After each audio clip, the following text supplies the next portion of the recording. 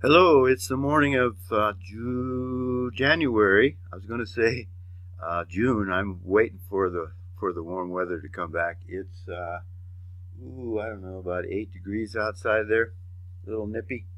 But I'm Charles, and I welcome everyone.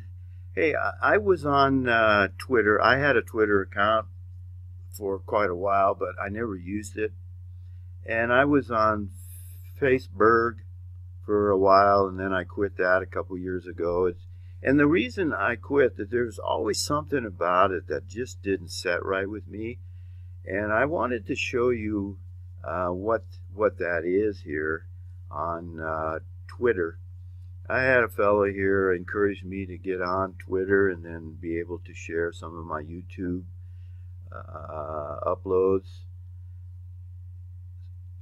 the content I have on YouTube with those people who are on Twitter. So, hey, okay, so I did. I got on Twitter and I wanted to show you why I'm uneasy with Twitter. So let's go have a look, shall we? So as you can see, here we are at Twitter, my account. And here's what I have a problem with. Something in me just doesn't like this. See, right here. I'm following 44 other people. And as of now, there is 10 others that they're calling followers. Quite frankly, I don't want anyone to follow me. And I don't want to, quote, follow anyone else. I want to engage with other people. I want to connect with other people. I want to debate other people. I want to exchange ideas and thoughts with other people. But I don't want other people to follow me, and I don't follow other people. And I want to show you why.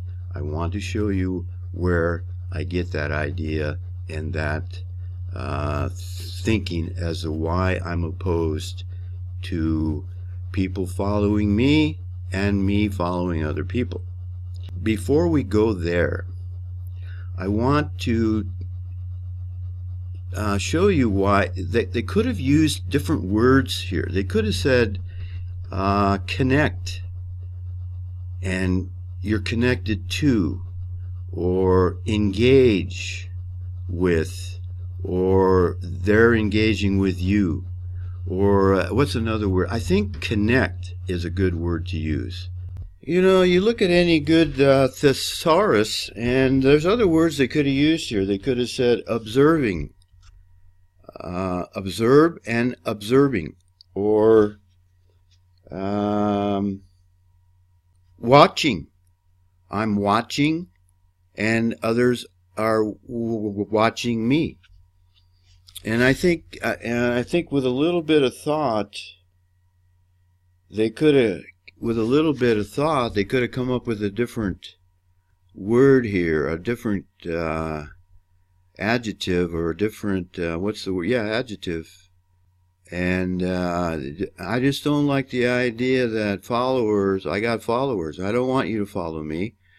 And I don't follow anyone else except one individual. And I want to bring you there now. And as he walked by the Sea of Galilee, he saw Simon and Andrew his brother casting a net into the sea, for they were fishers. Then Jesus said unto them, Follow me, and I will make you to be fishers of men.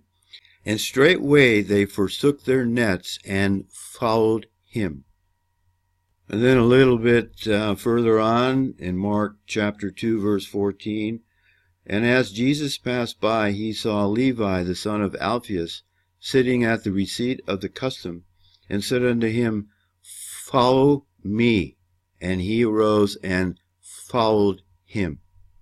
And then later on in Mark 8:34, and he called the people unto him with his disciples, and said unto them, Whosoever will follow me, let him forsake himself, and take up his cross, and follow me.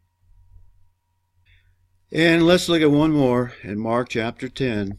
And Jesus looked upon him and loved him, and said unto him, One thing is lacking unto thee. Go and sell all that thou hast, and give to the poor, and thou shalt have treasure in heaven. And come, follow me, and take up the cross. So it was pretty funny because, yesterday, day before, I had like 14 followers. And I must have said something yesterday because 3 or 4 of them are gone, And, see, that's the problem. If you get caught up with the idea that you want to get a lot of people who follow you, then you're not going to say the truth. You're not going to tell the truth because the truth offends people. People don't want to hear the truth. They want to hear part of the truth. There's a certain part of the truth that they don't mind hearing. You can talk about certain aspects of reality and truth, but there's truth that you can't go anywhere near, because as soon as you do, they're gone. Because you've said something that hit a nerve. You got right in there where the soul and the spirit is connected, and you got them, and they're gone. They don't want to hear that. They got their finger in their ears. So I go online there, and I've only got 10 followers. So people look at that and go, well, this guy's, I don't know what they're thinking. But then you go to he's got 6,000 followers. Wow, he must be worth my time, and I got to hear what he has to say. So they click on, I'm going to follow you. And the more people you get to follow you, the less you want to tell the truth, because you don't want to lose those people that are in your little camp, your little group. And that's the wrong approach, people. If Jesus Christ would have done that, he would have never been crucified. He would have been the most popular guy on the planet. I'm sorry, that programming is so entrenched. He would have been the most popular guy on the level plane. Anyway, that's another subject, and that's another thing you can't talk about. See, you can't talk about all the truth with some people, because if you mention something that they don't agree with, then you're a kook, and you're an idiot, and etc. But I've always said the hardest thing in life to do is find 3 friends. That's right. The hardest thing in life to do is find 3 friends. And you're going to say, I can hear you now, oh, Charles, I got lots of friends. Well, you know what? They're only acquaintances. They're only people that you know, because when it gets right down to it and you need a friend, you're going to find out that those people aren't there. Those people that you think are your friends, they're going to skedaddle as soon as you need them, and they have to do a little bit of a sacrifice for you. They're gone. And you say, Charles, that's not true. I got lots of friends, and people will do anything for me, and I will do anything for anybody else. Well, I'm going to disagree with you, and I'm going to give you an example. Jesus Christ had 3 close disciples: Peter, James, and John. And when Christ was nearing the crucifixion, getting closer and closer to where he was going to end up doing something, or something was going to be done to him that was going to be offensive. The cross is offensive to people. The closer Jesus Christ got to the cross, the fewer and fewer followers he had. And even Peter says, man, I will do anything for you, Christ. I will. And And the Lord Jesus Christ said, you're going to deny me 3 times, and the cock will crow. And what happened? Peter did exactly that. When Jesus Christ was on the cross, he was completely alone. No followers. And even the Father himself had to forsake Jesus Christ because Jesus Christ became sin. And the Father can't have anything to do with sin. Eli, Eli, lama sabachthani. My God, why hast thou forsaken me? The reason that God the Father had to forsake the Son, God the Son, is that Jesus Christ became sin on our behalf. And if that doesn't make your eyes well up with water, you got a heart like a rock. But anyway, let's go on, and I want to show you a couple more thoughts from Scripture before we go. Matthew 7:12 through 14 in the Geneva Bible. Therefore, whatsoever ye would that men should do to you, even so do ye to them. For this is the law and the prophets. If you were sick and you went to the medical doctor or whoever you go to, your health guy or health person, and you were sick, wouldn't you want them to tell you the truth no matter how much you didn't want to hear it? You know, what kind of a friend would it be that if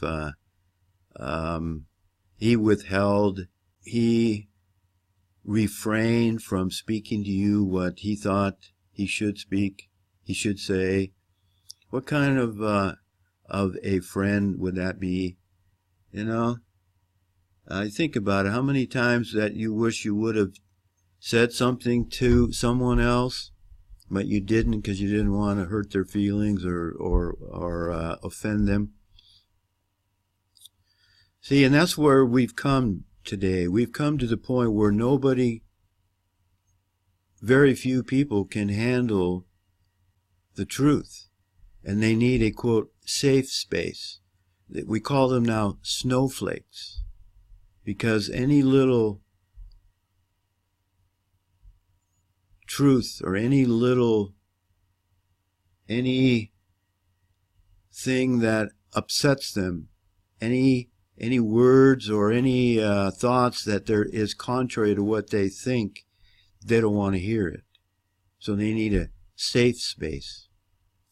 And then at verse 13 here, enter in at the strait gate, for it is the wide gate and broad way that leads to destruction, and many there be which go in thereat. It's really, really easy to go in the broad way, the wide gate, because everybody else is going that way too. I put up a video here not too long ago called The Brick in the Wall by Pink Floyd. And that's the way most people go.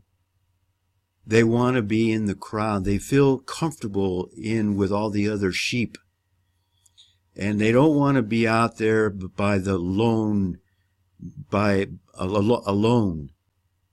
But Jesus Christ says, enter in at the strait gate, because the gate is straight and the way narrow that leads unto life, and few there be that find it.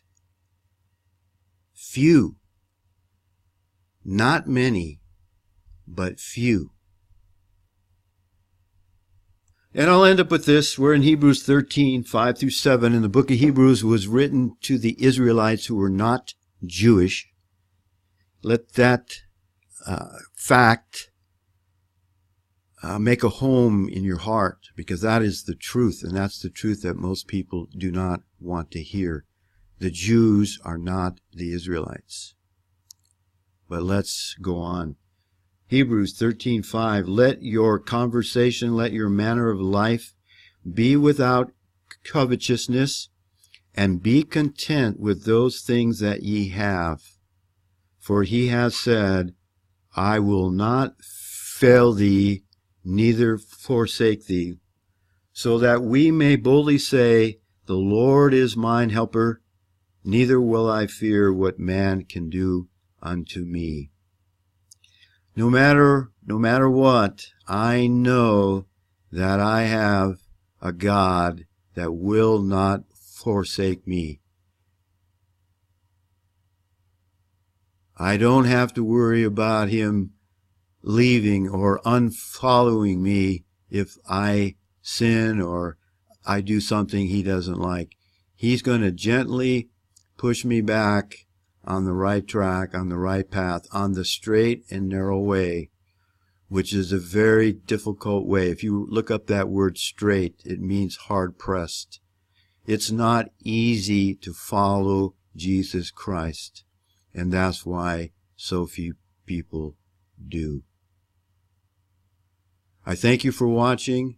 Embrace the love of the truth, and may the grace of our God the Creator be with us all, for we certainly need it. See ya.